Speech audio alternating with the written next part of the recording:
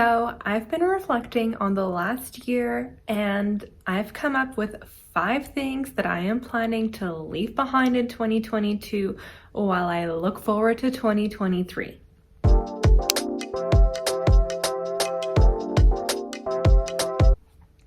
Hello and welcome to my channel. My name is Danica. I'm a part-time reseller based in Calgary, Alberta. I sell on Poshmark US, Poshmark Canada, eBay. I'm listing to Etsy. I've sold one thing. And today's video is 5 things I'm doing differently in 2023 that basically lessons that I learned in 2022 or things that I tried out and maybe didn't work or things that I tried out and did work or whatever. So yeah, I'm excited to kind of chat about this. If you've watched any of my videos in the last couple of weeks, I have been really hammering home the point that I love New Year's.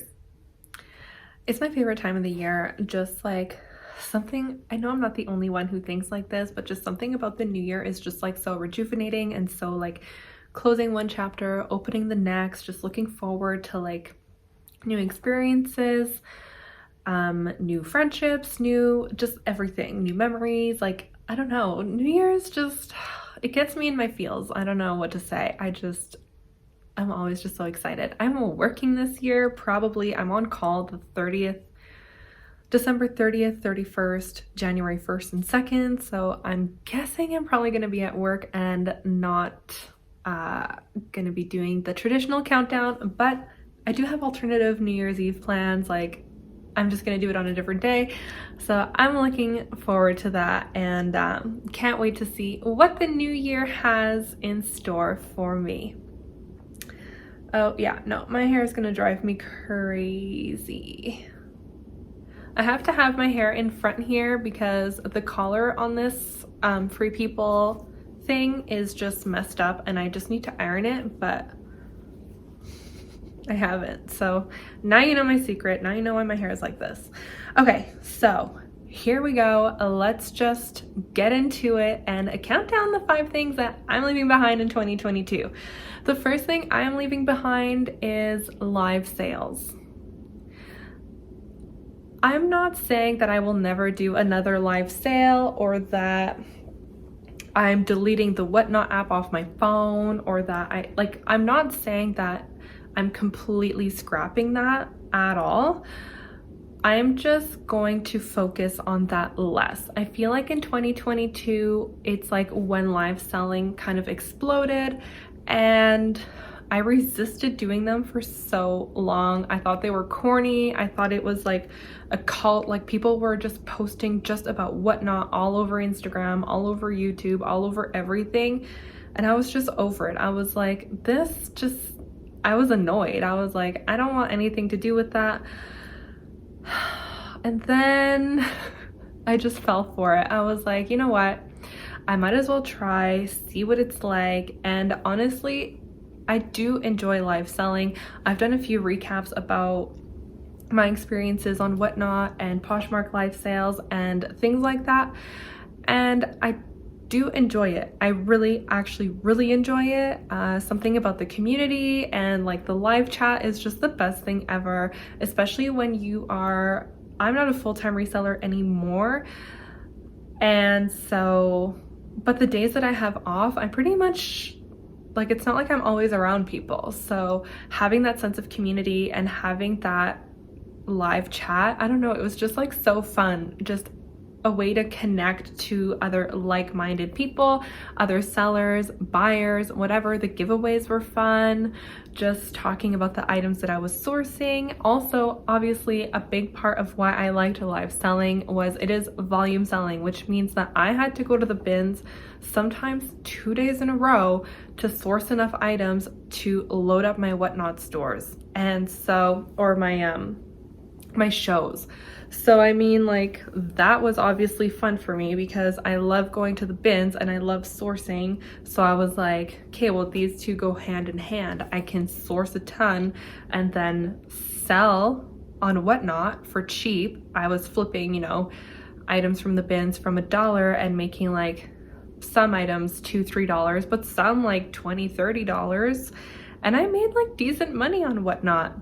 But it's just a lot of work, it's a lot of commitment, and also I was sourcing so many things. Like I was buying, let's say 60 things at the bins, putting 60 things in my Whatnot store, and I was like, okay, I'm not expecting to sell out my shows, but maybe if I'm consistent with it, people will show up and I'll get closer to selling out shows.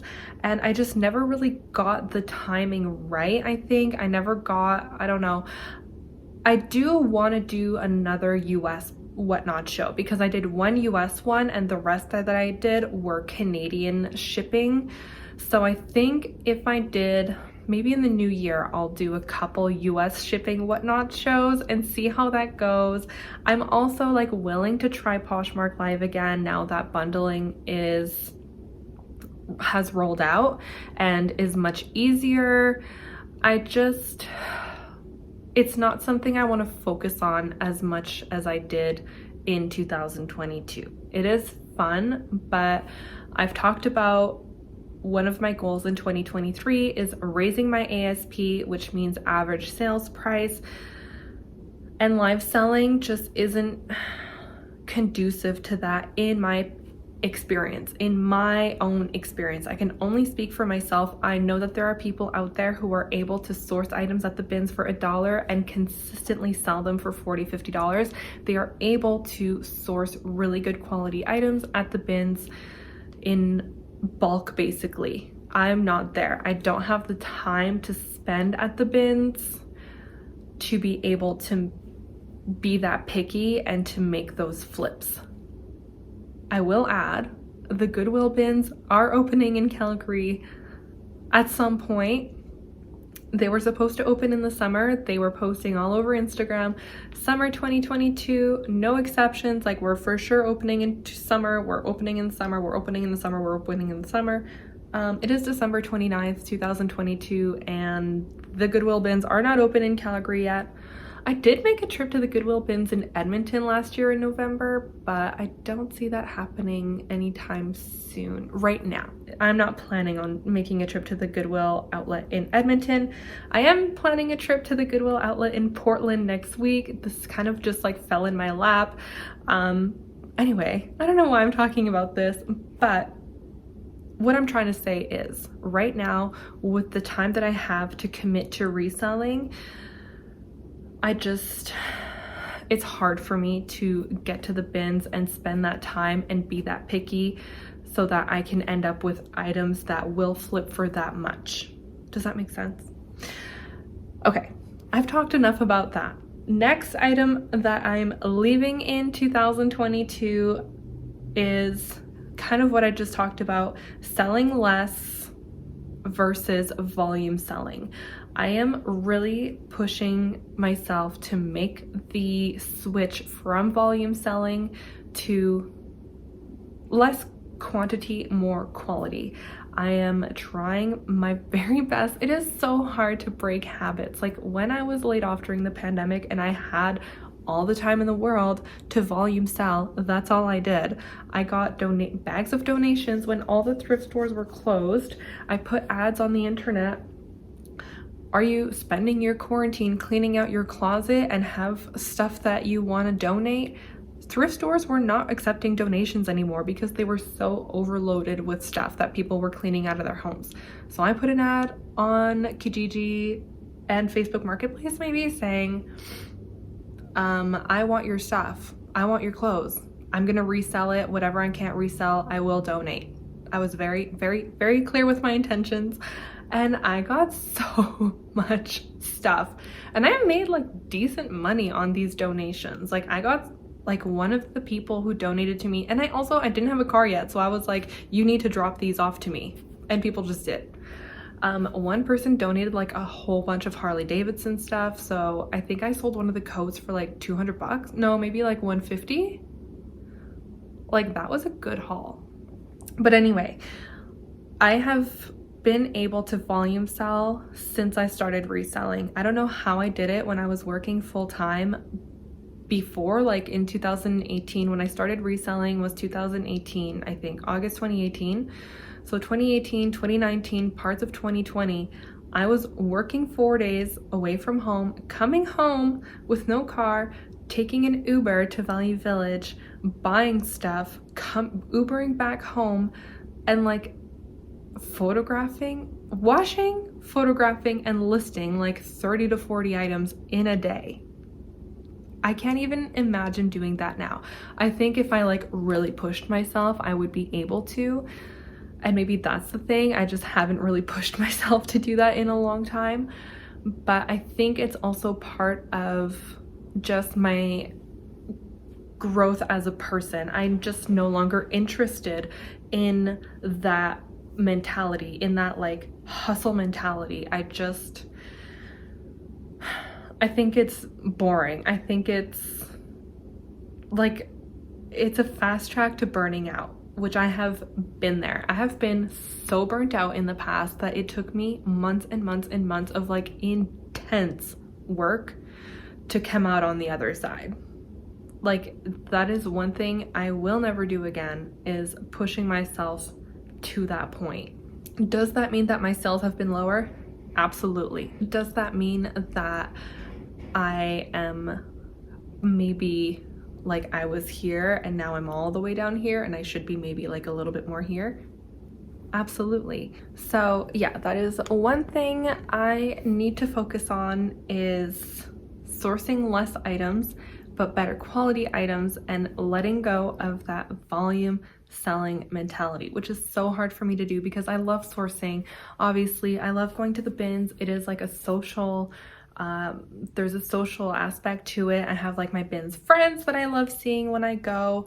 And so that is going to be hard to kind of shift, but I think I've started already, and I'm looking forward to what that means for my reselling in 2023. Hopefully it pays off for me. Obviously that is the goal, is to be able to spend less time reselling and make the same or more amount of money. So stay tuned. I'm sure I will give you an update throughout the year on how that is going.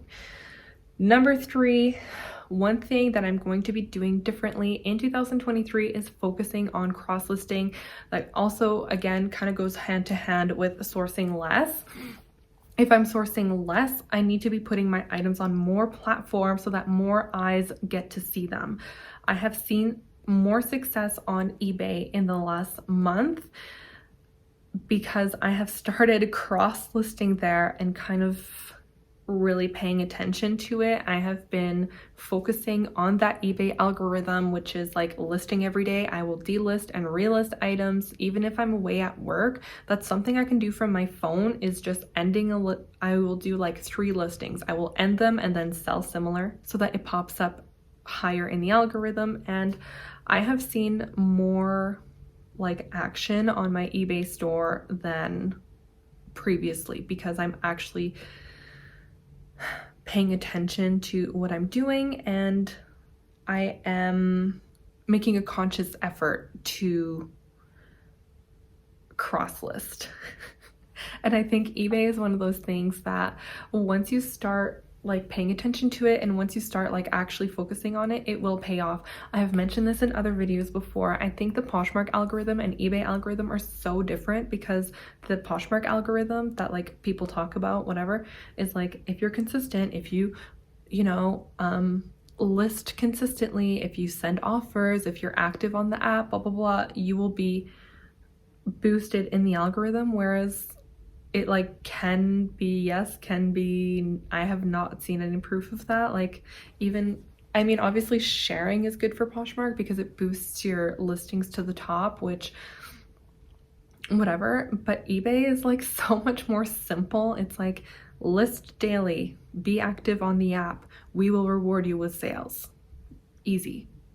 So obviously I'm going to focus my energy on an app that rewards me for the effort that I'm putting in. Etsy, that one's a hard one for me. I have been cross-listing, but you can only sell handmade items that you've made or vintage clothes. And so any clothes that's not vintage cannot be listed on Etsy per their policies. So, and I sell mostly modern, some vintage. So my Etsy store is just like very small. So I haven't really seen much going on there. Number 4 is focusing on listing over focusing on sourcing. That is kind of connected as well. Like all of this is kind of connected to what my goals are in 2023 versus 2022. Focusing on listing over focusing on sourcing is going to be a hard one for me. I talk about this all the time. I love sourcing. Like I love my ideal business model would be what I'm trying to achieve in 2023, which is like sourcing for myself, higher quality, higher ASP items, and like selling less but for more. But then I would also love to have a side hustle building mystery boxes for people. But yeah, I mean, I would love, love, love to be able to build mystery boxes for resellers, or even building like size specific mystery boxes for people who just like need a wardrobe refresh. Like if someone was to just be like, send me a message and be like, hey, I need new clothes for work. I'm a size medium. These are like, send me like a couple outfit inspiration from Pinterest. These are the kind of items that I'm looking for.